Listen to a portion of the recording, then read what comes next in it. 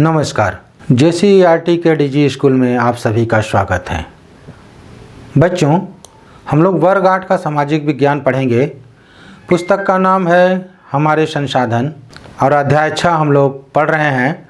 अध्याय का नाम है मानव संसाधन। बच्चों, पूर्व के वीडियो में हम लोगों ने मानव संसाधन के तहत जान लिया है कि मानव संसाधन क्यों कहलाता है। जनसंख्या के वितरण के बारे में हम लोग पढ़े हैं। जनसंख्या वितरण को प्रभावित करने वाले कारक कौन कौन से हैं इसको भी जान चुके हैं और साथ ही झारखंड की जनसंख्या के बारे में भी हम लोग पढ़े हैं। अभी हम लोग जनसंख्या परिवर्तन के बारे में जानेंगे। जनसंख्या परिवर्तन के प्रतिरूप को समझेंगे, जनसंख्या संगठन क्या है इस बात को समझेंगे और अंत में भारत की जनसंख्या के बारे में भी पढ़ेंगे। तो बच्चों, जनसंख्या परिवर्तन को पहले समझते हैं। बच्चों, जनसंख्या परिवर्तन एक प्रक्रिया है। जनसंख्या के वितरण एवं संगठन में लगातार परिवर्तन होता रहता है। वितरण के बारे में आपने पढ़ा कि जनसंख्या सभी जगह समान नहीं है, कहीं कम और कहीं बेसी है। बच्चों, यह परिवर्तन 3 कारणों से होता है: जन्म, मृत्यु एवं प्रवास के कारण। बच्चों, जनसंख्या परिवर्तन को 2 प्रकार से व्यक्त किया जा सकता है। पहला सापेक्ष वृद्धि तथा दूसरा प्रतिवर्ष होने वाले प्रतिशत परिवर्तन। सापेक्ष वृद्धि हम उस वृद्धि को कहेंगे जो एक खास अंतराल में, जैसे हमारे यहाँ जनगणना होता है प्रत्येक 10 साल में, तो 10 साल में होने वाली वृद्धि को जब हम लोग गिनती करते हैं और उसको जानते हैं कि कितनी वृद्धि हुई है तो वो सापेक्ष वृद्धि कहलाता है। और प्रत्येक वर्ष कितना प्रतिशत जनसंख्या बढ़ा वो प्रतिशत परिवर्तन कहलाता है। विश्व जनसंख्या के परिवर्तन के अध्ययन से पता चला है कि विश्व की जनसंख्या स्थिर नहीं है। 500 ईसा पूर्व यानी कि 500 ईस्वी पूर्व विश्व की जनसंख्या मात्र 10 करोड़ थी और 2000 वर्षों के पश्चात सन 1500 ईस्वी में यह 42 करोड़ पहुंच गई। बच्चों, यहाँ ध्यान दीजिएगा कि 500 जो है वो ईस्वी पूर्व है, उसके 500 साल के बाद ईस्वी हमारा शुरू हुआ और जब उसमें हम 2000 जोड़ते हैं तो 1500 ईस्वी आता है। दोनों में अंतर है, 1500 ईसा पूर्व और 1500 ईस्वी दोनों अलग अलग है। तो इस अवधि में जनसंख्या बहुत मंद मतलब धीरे गति से बढ़ी, क्योंकि इस समय जन्म दर एवं मृत्यु दर दोनों अधिक थी। स्वास्थ्य सुविधाएं एवं पर्याप्त भोजन उपलब्ध नहीं था।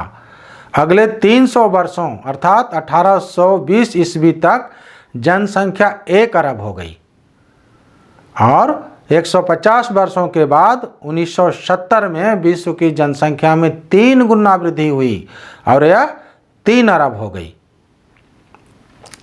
बच्चों, जानने योग्य बातों में देख लीजिए कि जन्म दर किसे कहते हैं हम लोग। प्रति 1000 जनसंख्या पर प्रति वर्ष जीवित बच्चों की संख्या को जन्म दर कहते हैं। और मृत्यु दर किसे कहेंगे? प्रति 1000 मतलब 1000 की जनसंख्या पर प्रति वर्ष मृतकों की जो संख्या है वो मृत्यु दर कहलाती है। और बच्चों, एक है प्राकृतिक वृद्धि दर। जन्म दर एवं मृत्यु दर का अंतर मतलब जन्म दर से मृत्यु दर को घटा देंगे तो जो निकलेगा वो प्राकृतिक वृद्धि दर कहलाता है। बच्चों, जो इस तरह से संख्या 3 गुना बढ़ गया वह जनसंख्या विस्फोट की स्थिति थी। जनसंख्या विस्फोट किसे कहेंगे? जब जनसंख्या में इतनी तेजी से वृद्धि होने लगे कि उपलब्ध संसाधन मनुष्य की मौलिक आवश्यकताओं की पूर्ति के लिए कम पड़ने लगे। मतलब जनसंख्या इतना ज़्यादा बढ़ जाए कि जो मौलिक आवश्यकता है जैसे भोजन, कपड़ा और आवास ये भी नहीं मिलने लगे तो समझिए कि जनसंख्या विस्फोट हो रहा है।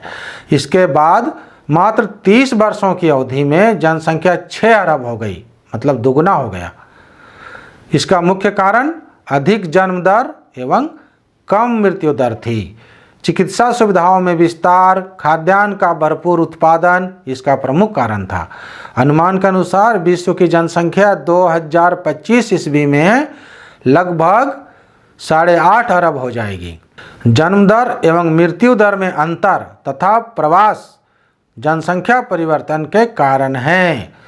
बच्चों, प्रवास किसे कहेंगे? किसी स्थान में या किसी देश में लोगों के आने जाने को हम लोग प्रवास कहते हैं। कहीं से किसी स्थान से लोग किसी दूसरे जगह रहने चले जाते हैं या फिर किसी दूसरे जगह से कहीं और आकर रहने लगते हैं, तो ये प्रवास कहलाता है। जनसंख्या परिवर्तन का मुख्य कारक है। जब किसी क्षेत्र विशेष में जन्म दर मृत्यु दर से अधिक होती है तो जनसंख्या में वृद्धि होती है। जन्म दर और मृत्यु दर बराबर होने की स्थिति में जनसंख्या स्थिर रहती है। जन्म दर जब मृत्यु दर से कम हो जाती है तो जनसंख्या घटने लगती है। प्रवास के कारण भी जनसंख्या के आकार में परिवर्तन होता है। बच्चों, उत्प्रवास के कारण किसी देश या क्षेत्र की जनसंख्या घटती है तथा आप्रवास के कारण बढ़ती है। तो उत्प्रवास किसे कहेंगे? देश छोड़कर दूसरे देशों में चला जाना उत्प्रवास कहलाता है, जबकि दूसरे देशों से किसी एक देश में आ जाते हैं उनको आप्रवास कहते हैं। अल्प विकसित देशों में उत्प्रवास एवं विकसित देशों में आप्रवास की स्थिति पाई जाती है। बच्चों, यहाँ जनसंख्या घनत्व का वितरण दिया हुआ है और लोग प्रति वर्ग किलोमीटर में कितना कहाँ रहते हैं ये दिया हुआ है। आप पुस्तक में देखिएगा और ये रंगों से दर्शाया गया है। इसको देखिएगा कि कहाँ सबसे ज़्यादा जनसंख्या है और कहाँ सबसे कम जनसंख्या है। अब जनसंख्या संगठन के बारे में समझिए बच्चों, यहाँ थोड़ा ध्यान दीजिएगा तभी आपको समझ में आएगा। जनसंख्या संगठन जनसंख्या की संरचना से संबंधित है। संगठन के अंतर्गत क्या क्या आता है? लिंगानुपात, मतलब 1000 पुरुष में कितनी महिला, साक्षरता, वहाँ कितने लोग पढ़े लिखे हैं आदि को सम्मिलित किया जाता है। इसके अध्ययन से किसी देश की आयु, मतलब किस आयु के कितने लोग हैं, लिंगानुपात, साक्षरता, व्यवसाय, मतलब वहाँ के लोग किस प्रकार के व्यवसाय करते हैं, और स्वास्थ्य की दशाएं कैसे हैं, कितने लोग स्वस्थ हैं, कितने बीमार हैं, आय स्तर की जानकारी, मतलब वहाँ के लोग किस तरह के काम करते हैं, कितना आय है उनका, इनकम कितना है, ये सब प्राप्त होती है। जनसंख्या संगठन का अध्ययन करने का एक तरीका जनसंख्या पिरामिड है। बच्चों, यहाँ जो चित्र दिख रहा है आपको, नीचे चौड़ा और ऊपर पतला होते जा रहा है, ये पिरामिड कहलाता है। आपको हम दिखलाते हैं एक गीजा का पिरामिड। ये गीजा का पिरामिड है और पुराने काल में, प्राचीन काल में यहाँ के राजाओं को इसमें दफनाया जाता था। इसको पिरामिड कहा जाता है और ये ज्यामितीय आकृति भी है, इसको भी आप देख लीजिए। और इसी तरह का यह पिरामिड बन जाता है, ये एक तरह का दंड आरेख है ना, और ये नीचे चौड़ा और ऊपर धीरे धीरे पतला होते जा रहा है। तो इसे आयु लिंग पिरामिड भी कहते हैं। जनसंख्या पिरामिड के अध्ययन से हमें स्त्रियों एवं पुरुषों के विभिन्न आयु वर्गों के वितरण के बारे में पता चलता है। यदि जन्म दर एवं मृत्यु दर दोनों अधिक है तो जनसंख्या पिरामिड का आधार चौड़ा तथा ऊपर की ओर संकरा होगा, जैसे आपको इस चित्र में दिख रहा है। विकासशील देशों का पिरामिड इसी प्रकार का होता है। आप यहाँ देखिए, नीचे प्रतिशत दिया हुआ है, 0 से लेकर 10%, और यहाँ 0 से 4 साल की उम्र के बच्चे ज़्यादा संख्या में हैं और धीरे धीरे 80 से ज़्यादा उम्र के बहुत कम लोग हैं। तो इस तरह बच्चों की संख्या उम्र के अनुसार जो है वो जैसे जैसे उम्र होता है लोगों की संख्या घटती जाती है, उनकी मृत्यु होती जाती है। तो बढ़ती हुई आबादी को जनसंख्या पिरामिड में दिखलाया गया है। बच्चों, इसका उदाहरण है भारत, केन्या, नाइजीरिया।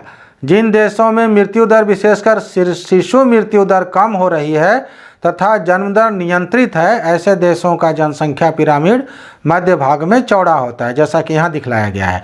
भारत का जनसंख्या पिरामिड ऐसा ही है। इस प्रकार के पिरामिड का अर्थ है जनसंख्या में युवा एवं मध्यम आयु वर्ग का प्रतिशत अधिक है। कम जन्म दर एवं कम मृत्यु दर वाले देशों का पिरामिड आधार पर संकरा होता है। इस प्रकार का पिरामिड दर्शाता है कि कम मृत्यु दर के कारण अधिक लोग वृद्धावस्था तक जीवित रहते हैं। किसी देश की जनसंख्या एक मूल्यवान संसाधन है। यदि उस देश के लोग शिक्षित, प्रशिक्षित, स्वस्थ, उत्साही और आशावादी हों तो जनसंख्या बोझ नहीं बल्कि संसाधन बन जाती है। बच्चों जानकारी है एक यहाँ पर दिया हुआ कि प्रति 1000 पुरुषों पर महिलाओं की संख्या को लिंगानुपात कहते हैं। भारत में 1000 पुरुष में 943 महिलाएं हैं तथा झारखंड में 1000 पुरुष में 947 महिलाएं हैं। बांग्लादेश सघन आबादी वाला देश है, लेकिन जापान एक उच्च विकसित देश है, जबकि बांग्लादेश विकासशील। हम भारतवासी भाग्यशाली हैं क्योंकि हमारी जनसंख्या का सर्वाधिक प्रतिशत युवा वर्ग है, जिन्हें योग्य एवं कुशल बनाने के अवसर प्रदान करने की आवश्यकता है। बच्चों, अब भारत की जनसंख्या के बारे में जान लीजिए। 2011 पर जनगणना के अनुसार भारत की जनसंख्या 1 अरब 21 करोड़ है। सर्वाधिक जनसंख्या वाला राज्य उत्तर प्रदेश है। सबसे कम जनसंख्या सिक्किम राज्य का है।